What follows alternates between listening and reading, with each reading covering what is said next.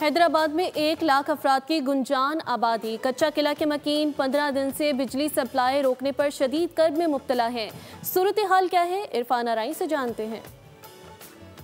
बात की गुंजान आबादी का इलाका है कच्चा किला, शाह फैसल कॉलोनी, और ये तमाम इलाका जो है इसमें तकरीबन हेस्को की जानिब से 8 ट्रांसफार्मर्स डिस्कनेक्ट किए गए हैं। शहरी गुज़िश्ता 15 रोज़ से एहतजाज कर रहे हैं मगर मसला हल नहीं हो रहा। मसला है क्या, हम शहरियों से जानते हैं। ये हमारे ट्रांसफार्मर मुड़ा था जिस दिन पहले बारिश आई थी उस दिन से आज 15 दिन हो गए हमारे को। उसके देखा देख इन्होंने 3 ट्रांसफार्मर और भी बंद कर दिए।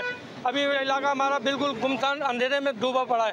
बच्चे हमारे परेशान हो रहे हैं, गर्मी में हम मर रहे हैं, बीमार अलग। अभी भी दवाई लेके आई हूँ। जी, गुफ्तगू आपने शहरियों की सुनी है। अगर इमरान आपको दिखाएं तो ट्रांसफार्मर नहीं है, मुरम्मत के लिए पैसे मांगे जाते हैं शहर में। एक जानिब तो हेस्को चीफ कहते हैं कि किसी को पैसे देने की ज़रूरत नहीं है, हेस्को की जिम्मेदारी है मुरम्मत करना।